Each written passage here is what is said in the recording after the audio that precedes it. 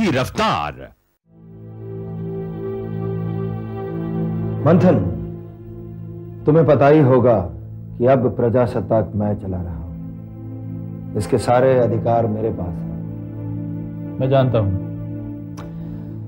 और इन अधिकारों का इस्तेमाल मैं अगर हुनर को मौका देने के लिए ना करूं तो इन अधिकारों का कोई मतलब ही नहीं होता। You're right. मंथन, तुम एक निडर पत्रकार हो। अपने काम के प्रति तुम्हें लगाव है और तुम्हारे जैसे जर्नलिस्ट को मैं अपने साथ चाहता हूं। तुम दोबारा प्रजासत्ताक ज्वाइन कर लो। नहीं,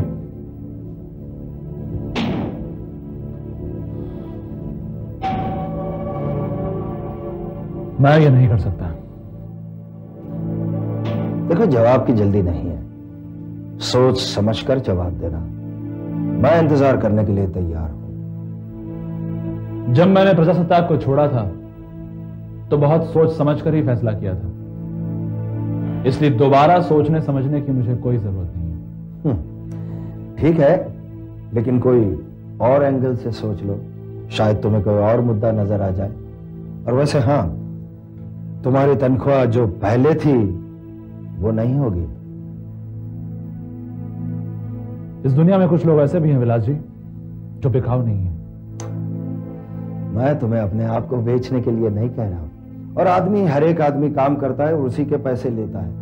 अब वो कितने पैसे लेता है और उसकी कदर करने वाला आदमी उसे कितने पैसे देता है उस पर निर्भर है। मैं तुम्हें देना चाह रहा हूं, तुम मुझसे मांग तो नहीं रहे हो। मेरी वजह से एक बार प्रजासत्ताक को अपनी आंखें नीची करनी पड़ी थी और ये मैं सहन नहीं कर सका। इसलिए अपनी उसूलों की खातिर मैंने प्रजासत्ताक को छोड़ दिया। बट माइंड यू, मैंने आज तक अपने उसूलों को नहीं छोड़ा। शायद तुम वो केस की बात कर रहे हो। डोंट वरी, उस मामले को तो मैं रफा दफा कर दूंगा। मैं मामले को रफा दफा नहीं करना चाहता, बल्कि सच्चाई को सामने लाना चाहता हूं। Very good. मगर भाई, प्रजासत्ताक में रहोगे तभी तो ये सब कर पाओगे। No, you wrong. अब अगर मैं प्रजासत्ताक में रहा तो ये बिल्कुल नहीं कर पाऊंगा। मंथन, तुम मुझे क्या समझते हो? मैं आपको जो समझता हूं वो तो आप जानते ही हैं। फिर दोबारा आपको समझाकर मैं अपनी एनर्जी वेस्ट नहीं करना चाहता।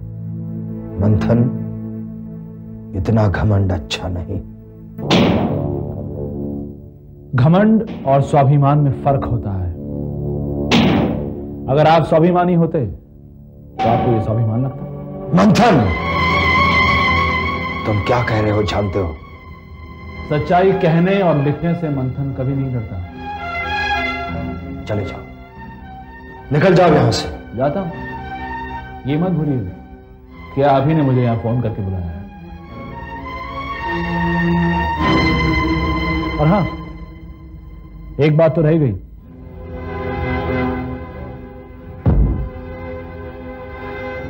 आज तक लोगों ने प्रजासत्ताक को बहुत प्यार दिया है, उसकी सर्कुलेशन को दुगनी से चौगनी कर दिखाया है। लेकिन अब क्योंकि आप इस कुर्सी पर बैठने वाले हैं तो मुझे ये थोड़ा मुश्किल लगता है।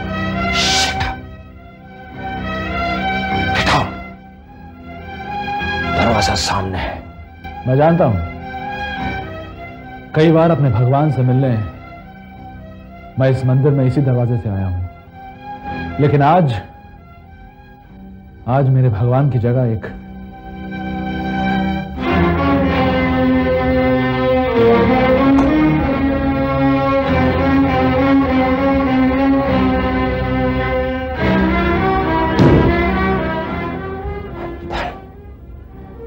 ये तुमने अच्छा नहीं किया। क्या कहा उन्होंने तुमसे? वही जो व्यापारी अपने फायदे के लिए कहता है। क्या मतलब? वो चाहते हैं कि मैं दोबारा प्रजासत्ताक के साथ जुड़ जाऊं। तो तुमने क्या कहा? अरे दोबारा जुड़ने का सवाल ही कहां पैदा होता है। मैंने प्रजासत्ताक को छोड़ा ही कब था? मैंने तो सिर्फ अपनी नौकरी से इस्तीफा दिया था। दिलो जान से तो मैं आज भी तुम लोगों के साथ ही हूं। मतलब तुम ऑफिस वापस आना चाहते हो? नहीं, देखो, मैं ये मानता हूं कि ये वही प्रजासत्ताक है जिसने मुझे एज ए जर्नलिस्ट पहली बार मौका दिया और मुझे आज इस काबिल बनाया, लेकिन फिर भी ये प्रजासत्ताक वो प्रजासत्ताक नहीं रहा। मंथन, तुमने तो मुझे कुछ और ही कहा था।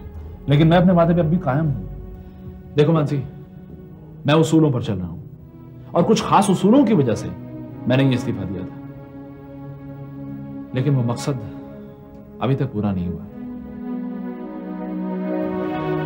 मैं ये कैसे भूल सकता हूं कि मेरी ही वजह से प्रजासत्ताक के दामन पर दाग लगा था और वो दाग अभी तक मिटा नहीं है, और जब तक वो दाग मिटता नहीं है तब तक मैं दोबारा लौटकर नहीं आऊंगा। और खैर, आने वाले 6 महीने तक दोबारा लौटकर आने का तो सवाल ही पैदा नहीं होता। हाँ मंथन, मैं भी यही सोचती हूँ। मैं भी इस जगह काम नहीं कर सकती। ये जगह मेरे काम करने लायक नहीं रही। नहीं आबाब, ऐसा मत कहो। हाँ मानसी, मैं एक जर्नलिस्ट हूँ और देखो, सर हमारे लिए एक आदर्श की तरह थे। वो पत्रकारिता में लाइट हाउस की तरह थे और जब हम उनके साथ काम करते थे तो लगता था कि हम कुछ उनसे सीख रहे हैं, हम ग्रो हो रहे हैं। और अब जो आदमी हमारा बॉस है, मैं उसे अपना बॉस नहीं मानती, क्योंकि उसमें एक भी ऐसी चीज नहीं है जो मुझसे बढ़कर हो। उसको पत्रकारिता का कोई अनुभव नहीं है, उसके पास कोई असूल, कोई आदर्श नहीं है जिसपे मैं चल सकूं या उसकी राह देख सकूं। मैं यहां अब और काम नहीं कर सकती। देखो अब कोई भी डिसीजन लेने से पहले 100 बार सोच लो। मंथन, मैं कोई ना समझ नहीं हूं जो कोई भी डिसीजन लेने से पहले 100 बार सोचूं। ये मेरे दिल की आवाज है और अपने दिल की पुकार को मैं झुठला नहीं सकती। ठीक है, मंथन तो चला गया, अब साथ साथ तुम भी चली जाओ। देखो, ये भावनाओं की बात नहीं है, ये मेरे करियर की, मेरे एथिक्स की बात है। और जिस आदमी को मेरी कलम की कीमत नहीं है, जो मेरी कलम को समझ नहीं सकता, मैं उसके लिए नहीं लिख सकती हूँ। ठीक है, मैं तुम्हें अब कोई सलाह नहीं दूंगी। मैं एक लंबी छुट्टी पर जा रही हूँ, शायद हमेशा के लिए।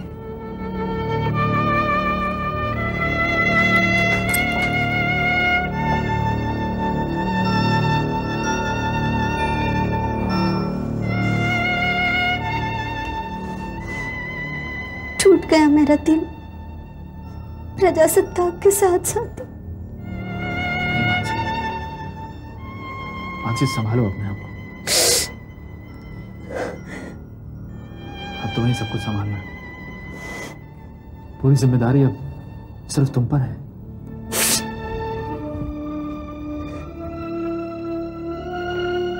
तो मधुकर, घनी अंधेरी रात के बाद रोशनी की किरण नजर आने ही लगी।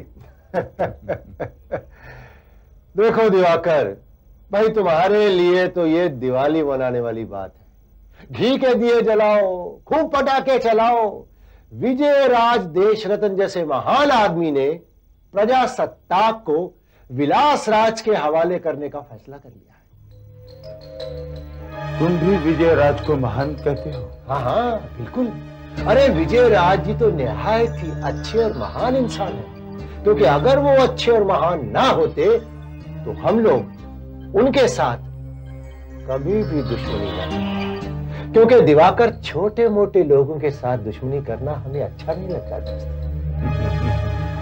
तो विलास राज के बारे में क्या कहोगे?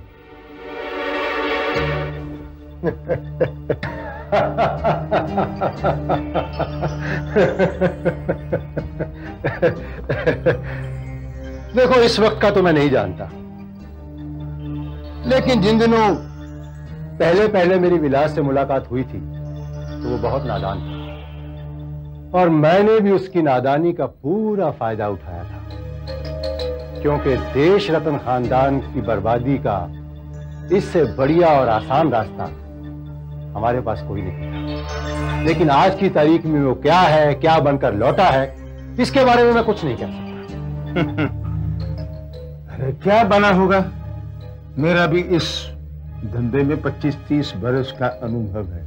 विलास राज कल का छोकरा मुझसे क्या टक्कर लेगा? यही तुम्हारी भूल है, यही तुम्हारी भूल है दिवाकर। इसमें भूल कैसे? अब विलास राज का क्या अनुभव है इतने बड़े पेपर को संभालने के लिए? देखो दिवाकर, विलास ने प्रेस की मशीनों की गूंज तब से सुनी है जब वो अपनी मां के गर्भ में था, और पेपर के बिजनेस को वो तब से देखता आ रहा है जब वो गोद में बैठकर दूध पीता था। इस पेपर के बिजनेस की उसको इतनी गहरी समझ है कि तुम सोच भी नहीं सकते। और जानते हो इस बिजनेस की उसको ट्रेनिंग किसने दी है? विजय राज देश रत्न। फिर भी तुमने उसे बहकाया ना, उसे उंगलियों पर नचाया ना। ये उसकी जवानी का जोश था दिवाकर। विलास पैसे वाले घर का बिगड़ा हुआ बेटा था, लेकिन एक बात याद रखो कि लोहा तपकर लाल होकर ही फौलाद बनता है, और विलास को भी हालात ने तपाकर औलाद बना दिया होता है। ये हमें मानना पड़ेगा। अरे यार, तुम तो हौसला देने की बजाय उल्टा मुझे डरा रहे हो। दिवाकर, मैं तुम्हें डरा नहीं रहा, मैं तुम्हें सिर्फ हालात का अंदाजा करवा रहा कि कहीं जोश में होश खोकर तुम कोई गलत कदम ना उठा लो। देखो, ये लड़ाई हमें हर हालत में जीतनी है, और उसके लिए हमारा हर कदम मजबूती से उठना चाहिए।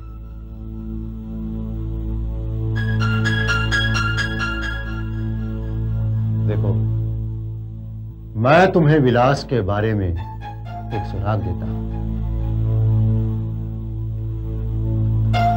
और मुझे पूरा विश्वास है कि इस सुराग से आगे चलकर विलास कहीं ना कहीं जाकर जरूर कमजोर साबित होगा।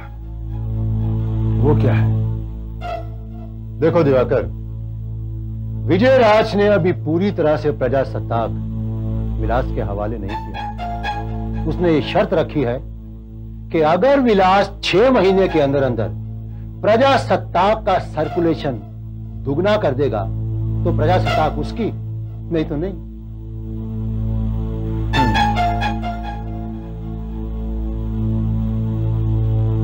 यह खबर तो मैंने भी ढूंढ ली है, मगर तुम्हें इसका कैसे पता चला?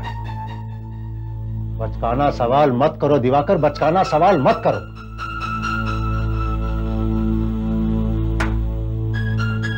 देखो दिवाकर, मेरा नाम मधुकर है, और मैं उड़ती हुई चिड़िया के पर गिन लेता हूं, और इतनी बड़ी खबर मुझसे छुपी रहेगी ये तुमने कैसे सोच लिया? और अब विलास का वीक पॉइंट सुनो। 6 महीने के अंदर अंदर सर्कुलेशन 2 लाख से 4 लाख करना नामुमकिन है, और इस नामुमकिन को मुमकिन बनाने के लिए विलास कोई ना कोई ऐसा कदम जरूर उठाएगा कि वो खुद ही आकर हमारे जाल में फंस जाएगा। मधुकर, मेरे दिमाग में एक आइडिया आ रहा है। तुम्हारे दिमाग में और आइडिया? क्या बताओ?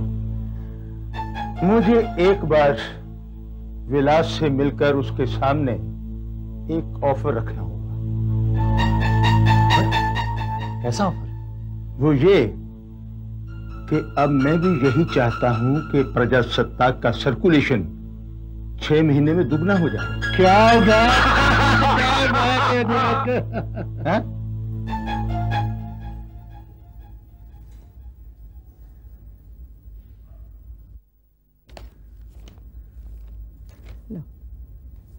विजय, ये प्रजासत्ताक के साइड पैनल पे क्यों इश्तिहार दे रहा है विलास?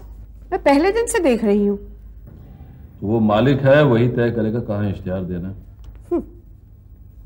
चलो ये तो ठीक है, मगर तुमने उसे समझा दिया है ना कि वो ऐसा कुछ नहीं कर सकता जिससे प्रजासत्ताक का नाम खराब हो। हाँ, उसे सारी शर्तें पता है।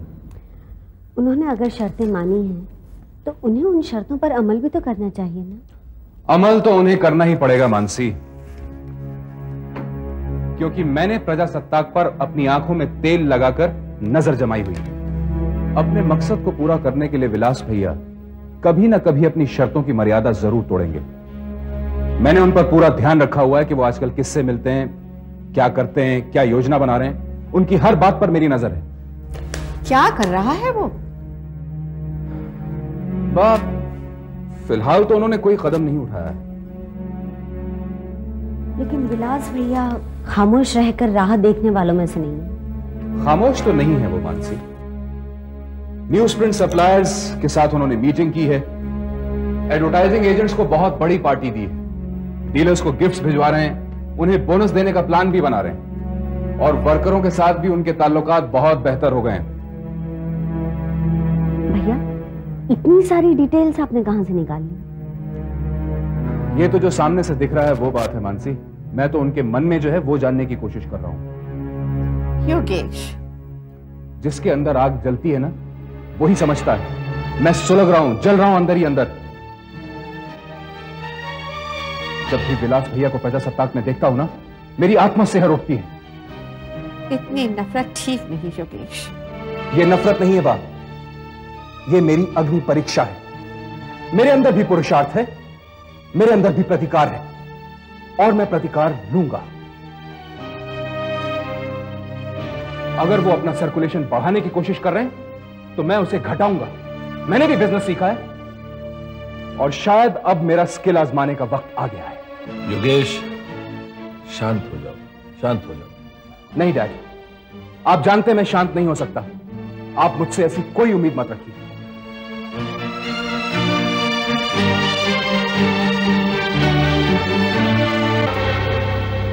विलास और योगेश दोनों ही मेरे कलेजे के टुकड़े हैं।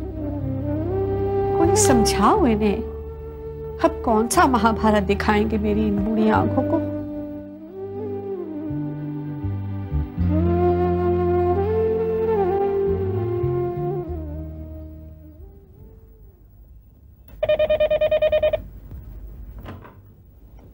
हेलो, यस सर, आपसे मिलने मिस्टर दिवाकर आए हैं। मिस्टर दिवाकर? Yes sir. हाँ, समाचार के मालिक। जी। अपॉइंटमेंट ली थी उन्होंने? जी हाँ। नहीं, ठीक है, you can send him in. Okay sir.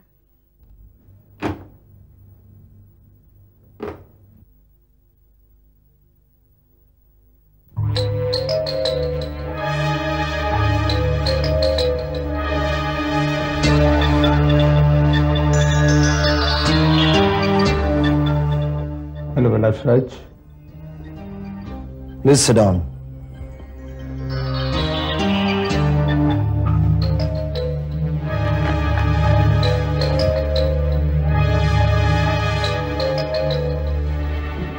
Hello. Hello. Mister Ahuja है?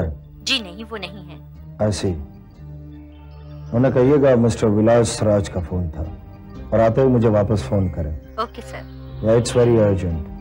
Thank you. हाँ जी, कहिए। मिस्टर विलास, पहले तो मैं आपको मुबारकबाद देना चाहूंगा। बहुत बहुत बधाई हो। Thank you. अब काम की बात करें। जी हाँ, वही तो मैं करने आया हूं। आप जानते हैं समाचार की सर्कुलेशन कितनी है? हाँ, कोई ज्यादा तो नहीं है, करीब 75,000 के आसपास है। बस यही मेरा प्रपोजल है। मैं कुछ समझा नहीं। मैं समझाता हूं। देखिए, प्रजासत्ताक का सर्कुलेशन इस शहर में 2 लाख है, और आप 6 महीने में 2 लाख का 4 लाख बनाना चाहते हैं।